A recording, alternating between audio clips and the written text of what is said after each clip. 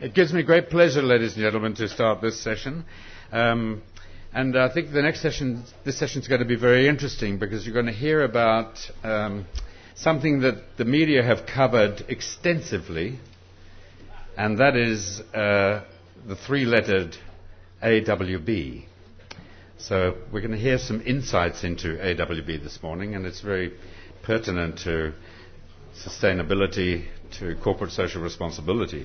So we're privileged to have with us Professor Stephen Bartos, who is the Director of the National Institute for Governance and has been in that role since January 2005. Stephen is based in Canberra, so we very much appreciate him flying in this morning to Luna Park. He's enjoyed some 25 years in Australian public service and has been an economic and policy advisor to these familiar names: Fraser, Hawke, Keating and Howard governments. So he must have had a lot of fun along the way, as he did when he was with Arthur Andersen or Accenture. So he has two children which keep him occupied most of the time, aged 3 and 6, and they go hunting kangaroos in Canberra, which is an interesting thought for each of us. So without any further, and by the way, Stephen would like this to be a Q&I session, I've called it, a Q&I. That's not a pronunciation of the letter A. The I stands for interactive. So if you would like to jump in at any point during Stephen's talk and put questions to him, challenges, thoughts, he would welcome that, which is the mark of a great speaker. So please put your hands together for Stephen Bartos, Professor.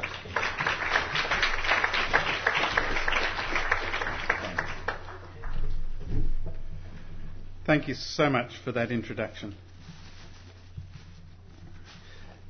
There's so many things I'd love to talk about.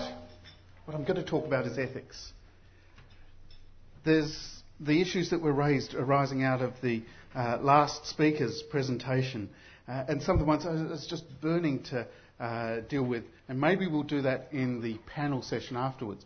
For example, the issue of whether corporate social responsibility is at all meaningful for small and medium enterprises. I did an interview in advance of this conference with our local rural newspaper called the Canberra Times, and Canberra's just a small country town. You should realise that. And our newspaper's owned by Rural Press, so they got a very parochial flavour.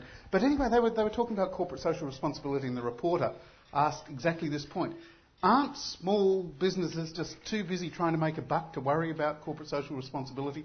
And my response was almost the opposite, that corporate social responsibility can be a point of differentiation, a point of competitive advantage that helps a small business turn itself into a large business. And there's examples worldwide of that. It's also the case increasingly these days that there's a lot of ethical money out there looking for spots to land on and invest in, and therefore if you are a small business that has a clearly distinctive ethical edge as well as a corporate social responsibility edge, and the two, ethics is a part of corporate social responsibility, then you've got a better chance of having some of that really nice ethical investment money land on your head, which would be a good position to be in. There's so many other dimensions of corporate social responsibility. The environmental one that we heard a deal about this morning, also the Indigenous one, and here's where I have to give you an apology. The responsibilities of corporations that deal with Indigenous communities are really important, and governance is a word that's tossed around loosely and incredibly badly, especially in relation to Australian Indigenous communities. And so my institute is running, I really sympathise with the notion that you tend to get into too much pro bono work. We're running pro bono a series of seminars on Indigenous governance that we're making a huge loss on, but it's because we want people to understand the issues better, and they include international academic speakers, but also the opposition spokesperson on Indigenous affairs, and Mal Brough, the Minister. Senator Chris Evans, who's the opposition Shadow Minister, could only speak this afternoon. So Anne-Marie knows. My original intention was to be here for the entire 2 days and a little bit into the last day as well, and now I have to fly back. So my apologies for that. I hope you will excuse me because of the importance of the Indigenous issue. And if you do happen to be in Canberra, don't go to the one this afternoon, because Anne-Marie would never forgive me for encouraging you to do that. But there's other ones later, on the 29th of November and the 5th of December, that you can, if you do happen to be in Canberra, go to. I've left a couple of flyers that look like this on each table so that you have a chance to enrol for that if you wish. But that's really not the purpose of today. Today is very specifically a focus on ethics. Ethics as one of the elements of corporate social responsibility, and ethics as a key component of governance. And there's heaps of other things that are important to governance. Legal compliance, accountability. The Australasian Compliance Institute would be unhappy with me if I hadn't mentioned compliance. Accountability, performance, measurement, your risk management. There's a number of dimensions to governance, but ethics is fundamental. This morning we had a really good case study of an organisation that has applied corporate social responsibility to its benefit and has prospered amazingly. Can we turn this one off if we've got the lapel mic on? Otherwise it booms. Zinifex has applied corporate social responsibility amazingly to its advantage. I'm going to give you a negative case study. The AWB case, how not to do it in order to achieve corporate social responsibility. I suppose we always take a little bit of pleasure in the misfortune of others. The Germans even have a word for it. It's called Schadenfreude, the pleasure you get out of the misfortune of other people. And we kind of like negative case stories because we see examples of people tripping over really badly and bruising themselves. AWB is one of those cases, and we'll explore that in a bit of depth. What I do intend to do is talk until about 11:30 and then stop. And if you want to interrupt me during the course of the presentation, disagree, raise other points, I've already met up with someone who has just joined AWB, and we had a chat in the morning tea time about what his prospects were with that company. And if anyone else in the audience has had dealings with AWB, anyone here a grain grower by any chance? Okay, well we won't have a big argument about whether the single desk is a good idea or not then, which is a good thing. But feel free to interrupt me as we go along. I mean, governance. Let's start with a little bit about governance. Why is it such a big issue today?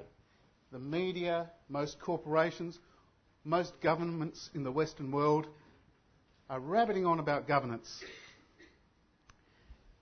And it is a little bit of a puzzle because governance isn't an end in itself. What matters is the results that you actually achieve. Governance is about the means whereby you achieve them. It's not an end in itself. And there's not even any consensus amongst academics or amongst corporations on what are the important issues in governance and how to improve it. Partly it's because of negative examples. It's because of the bodies that we've all heard about. In the United States, companies like Enron, WorldCom. Enron, a classic case of a high-flying energy company that was brought undone by doing too many shady deals without accountability and transparency, become the subject of numerous academic books. One of them by Bethany McLean, who's a Fortune journalist, even got turned into a documentary film called The Smartest Guys in the Room. That's the name of the book as well. But there's many others. It's a terrific case study. But it's not something confined to the United States. Parmalat, the multinational food processing company based in Italy. There's a lot of other European examples, Marconi, Vivendi. And in Australia, our very own HIH, which we're familiar with, and now AWB, have all heightened attention to corporate governance issues. leading to a variety of responses worldwide, of which the Sarbanes-Oxley Act in the United States is only sort of probably the most well-known legislative response. But one of the things that is difficult for someone like myself, who's working in a National Institute for Governance, is that there's very little empirical evidence that links good governance to good results. There's plenty of links, though, between poor governance and poor results, and the reason I think that you can't actually link good governance to good results is that performance of a company is dependent on so many factors. And if a company is performing really well, we will often find that people are very eager to take the credit for that good performance. As Margot said this morning, there'll be level 4 leaders who will jump up and say, "It's all my doing. We got brilliant results and it was because of me," and wave their hand. As the saying goes, success has 100 parents and failure is an orphan. So one of the reasons why good governance tends not to get associated with good performance is that there's so many other factors that people are wanting to claim credit for. But one of the key elements, especially in relation to corporate failures, but I think it's also loosely correlated with corporate success, is ethics and probity. And if they're not observed, they bring down organisations, as we will see with the AWB case study. And ethics is determined by the culture of your organisation, and in that sense, governance is vital. Governance is very much the high-level direction setting of a company from the board level downwards, and unless ethical standards start at the top, at that level, there is very little chance of ethical standards also applying within the corporation. Now, when I do this type of presentation to a business audience, a lot of people sit back and say, "But I can't do anything about ethics. I'm a manager and ethics is about the individual choices that people make." This is a myth. Absolutely not true. Yes, of course, the way you behave ethically in private is very much up to you. But all organisations are composed of people, and people have a variety of different behaviours. It's a bell curve. We know statistics is what's called a normal distribution. We have a few outliers and most people in the middle. And in terms of individuals' own ethics, they follow just a standard bell curve. So even in this audience, I know we're probably self-selecting for being ethical people because we're coming to a conference on corporate social responsibility. But amongst this group, there's bound to be one or two absolute saints. People who've never lied, never cheated, never run a red light, always good to their children, always good to their pets.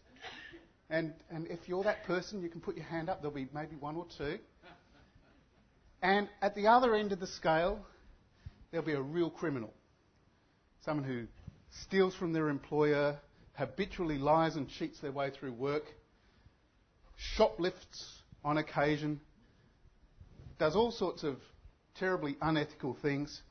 And we won't ask you to put your hand up. We know who you are. You're the one who's parked your Ferrari in the disabled parking spot. But most of the rest of us are in the middle. Most of the rest of us are just in the middle. And all organisations are composed of that bell curve, but some organisations are more ethical than others. Why is this so? Because what matters in your company is the behaviour that people demonstrate when they come to work. And ethical behaviours can be managed. The types of behaviours that people demonstrate when they're in your workplace working is something within the control of the board and management of any company, because it's managed through culture. And culture depends on incentives, on practices and signals. So an organisation that is ethical discusses ethical issues, focuses on tough ethical dilemmas that face your organisation. Don't deal with easy things, like you will not set fire to the building. Let's have a discussion about the ethical dimensions of that. But talk about instead issues like, when is a minor facilitation payment to a customs official justified? Ever? Sometimes? What are we going to do about it when we find it? And if we start paying those sorts of minor bribes, will they lead to major bribes? AWB never had those sorts of discussions. Similarly, the rewards and incentives you've got in place. Whether or not you favour results over ethics is a big determinant. If somebody achieves a good quarterly result, terrific sales or whatever it might happen to be that you concentrate on and you measure, but you know they've done it unethically, do you reward them nonetheless? If you do, you're not going to encourage ethical behaviours in your organisation. And lastly, absolutely fundamental, modelling from the top. And for people who think that ethics and an ethical culture doesn't hit the bottom line, look at some past examples. Foreign exchange trading at the National Australia Bank. It was the subject of a terrific report by the Australian Prudential Regulatory Authority, which was very imaginatively titled Foreign Exchange Trading at the National Australia Bank. And you can find it online. It pinpointed the problem there being not a few rogue traders in the basement, but the ethical culture within NAB. And while it was struggling to overcome these problems, NAB dipped from being Australia's largest bank to falling second to the Commonwealth Bank. It's now back up again in the latest BRW 1000 list as Australia's largest, but that's because they took immediate action to deal with the ethical crisis that they faced and had a big clean-out at both board and senior executive level. And don't take my word for the fact that it's culture that drove that. Just listen to any speeches that are public from the new CEO, Stuart, at National Australia Bank. Also, one of the things to remember with ethics is that the perception of whether you're ethical or not is the reality in terms of your business bottom line. So, I'll do a quick pop quiz in the audience. How many of you remember in the Enron case that the very naughty accounting firm Arthur Andersen shredded all of the incriminating documents? Put up a hand if you remember that. How many of you in this audience know that last year the US Supreme Court found Arthur Andersen not guilty? Not guilty on all counts. Who knows that? 2 people, as opposed to almost the entire room. And is Arthur Andersen still in existence as one of the big 5 accounting firms? Of course not. So even the publicity around what was perceived as unethical behaviour drove that company to the wall.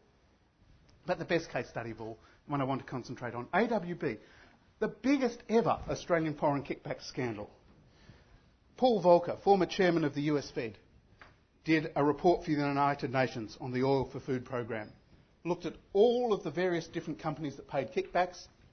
AWB was the world leader.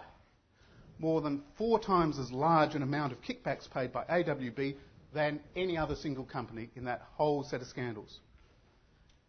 $221.7 million identified, so it's quoted in the media in Australia variously, depending on the exchange rate that the journalist looks at, as 290 or 300 Australian dollars. That's a big amount of money to pay by way of kickbacks. And one of the things that I keep pointing out is it's not an issue that has just affected AWB. We'll go on in a second and see that it has affected AWB, but it affects every other company that does international business.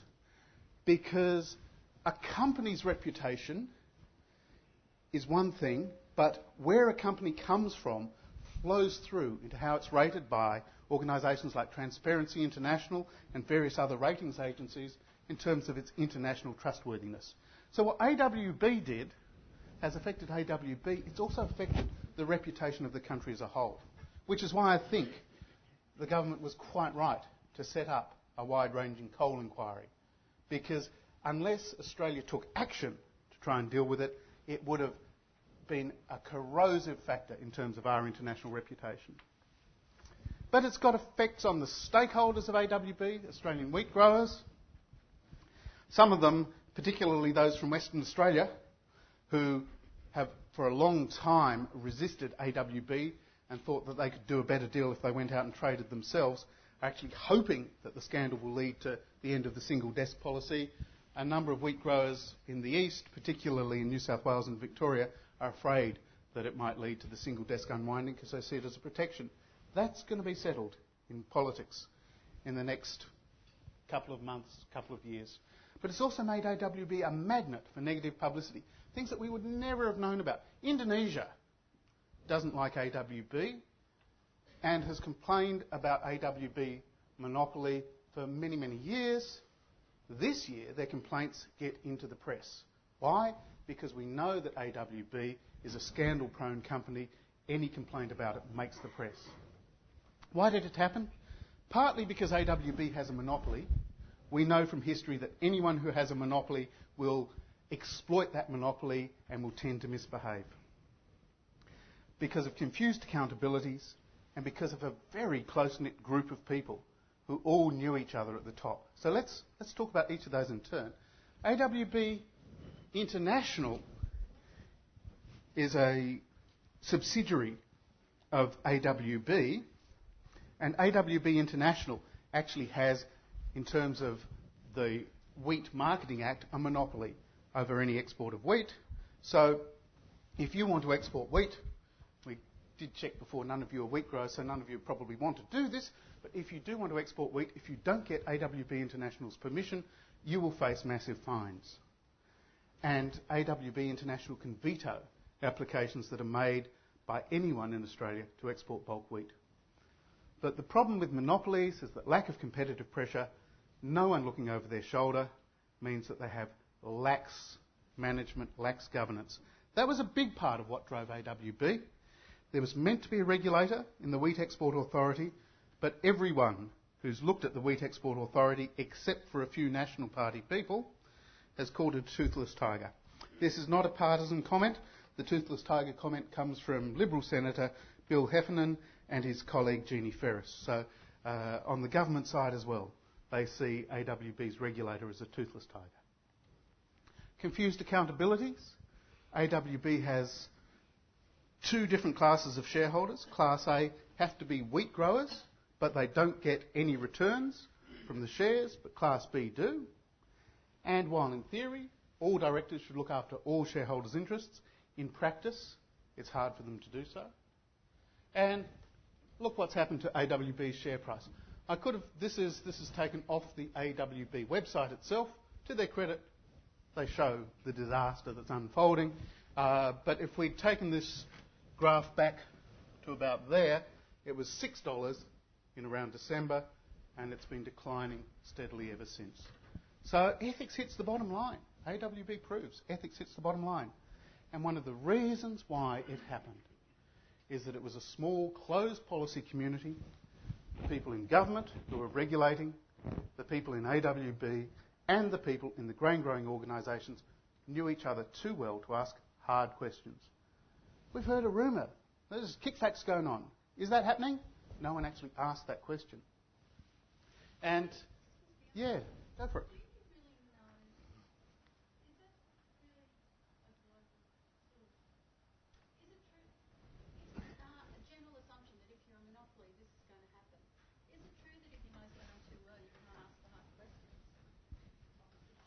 Yeah. This was a good question, though. Is it true that monopolies misbehave? Answer is the international experience, just the empirical experience, tends to tell us yes. And it also applies even in Australian circles. We actually have been here before. We had a very similar scandal in the Asia Dairy Corporation, where it had a monopoly over exports of milk products, dried milk powders, etc., got caught paying kickbacks, and that was opened up to a more competitive market. Hasn't happened in that industry since. So, yes, the empirical experience does tend to tell you that monopolies do misbehave unless they're properly regulated. And a lot of people who look at Telstra would probably argue the same thing, but that's opening up a really huge can of worms. We won't go there. But the other thing about a closed community, if everyone knows each other and they all elect each other, so, Grains Council is related to AWB Class A shareholders, related to the National Party, related to the NFF, etc., you have a situation where if you ask hard questions, you're actually asking a hard question of your own friends. It is maybe arguable that you should ask hard questions anyway, no matter how close you are. But this was very much a gentleman's club. All the key players, all men. And I'm no gentleman. Yeah. And in that sort of clubby atmosphere, it's all polite, it's all nice. And the real thing, I think, the closing remark, is that transparency, that is how open you are to scrutiny, is probably your best defence against unethical behaviour. And one of the big problems with monopolies is a lack of transparency, that they try to disguise the fact that they are extorting monopoly rents or exploiting their position, and in so doing they also provide a cloak for unethical behaviour. And there was a sad lack of transparency in the AWB case. I'm not doing a promotion thing. You don't have big piles of my book out there, but my book on this whole thing called Against the Grain is coming to the bookshops tomorrow. It's being published by University of New South Wales Press, so feel free to buy it because it's got a lot more detail than I've been able to present here. And if you want more information about our Institute for Governance or about any of these issues, feel free to visit our website as well. And over to you for questions. Oh, lots. 1, 2. Who's got the microphone? There's a microphone just heading towards you. Down the front here. Linda. Thank you.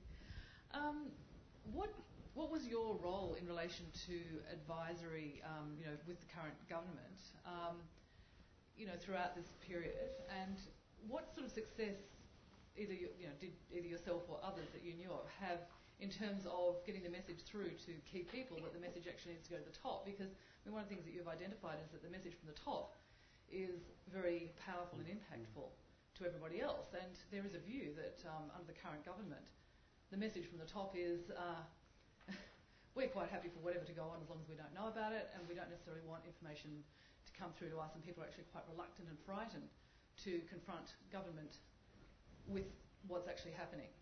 Yep. So could you just give us some insight into that? I was actually quite lucky with the finance minister who I first started working with under the Howard government. That was John Fay, who welcomed advice that was just straightforward and accurate. One of the hardest things I ever did was I had to go to him with the cost-benefit studies of why a very fast train link between Sydney and Melbourne was not economical, and he was in favour of it because it would have gone straight through his electorate. But he, to his huge credit, accepted the analysis. I really regret that, because the Prime Minister went ahead and did an Alice Springs to Darwin Railway, the cost-benefit analysis of which is much, much worse. It's a total white elephant. But anyway, leave that aside. When John Fay was replaced by Nick Minchin, I was shown the door. Nick Minchin's a very different kettle of fish in terms of the type of advice he wants. And I think that what you've identified, do they really want genuine advice, is a little questionable at times. There's a terrific phrase coming out of the Quaker tradition called speaking truth to power, which is the notion that if people are in a powerful position, what they need most of all is honest, direct advice. Aaron Wildavsky, who's a writer on policies, actually wrote a book on policy analysis called Speaking Truth to Power. It's highly desirable, but I think the type of perception that you've got, do they really want that these days? You have to have some worries about. It is also something, though, that, again, in the interest of being non-partisan, you have to say tends to afflict all governments that have been around for a long time. They start to cultivate their own preferred sources of advice and ignore everything else. So it happens to any government that's been around for rather too long. There was one just in the middle there. Yes, I was going to ask a similar question. In the terms and conditions of the inquiry, prohibited any conclusions being made about the relationship that was going on between government and the AWB, and therefore all of the blame was shafted home to AWB. Yeah. And I can't see how you could make a statement about the government taking this up very quickly and in an ethical manner when they precluded themselves from any examination on this score. So it's a similar question to what the lady had previously. Yeah. Now, the point I was making about why I thought an inquiry was desirable was because of the need to safeguard our international reputation. Is the inquiry going to look at the full scope of things it ought to look at?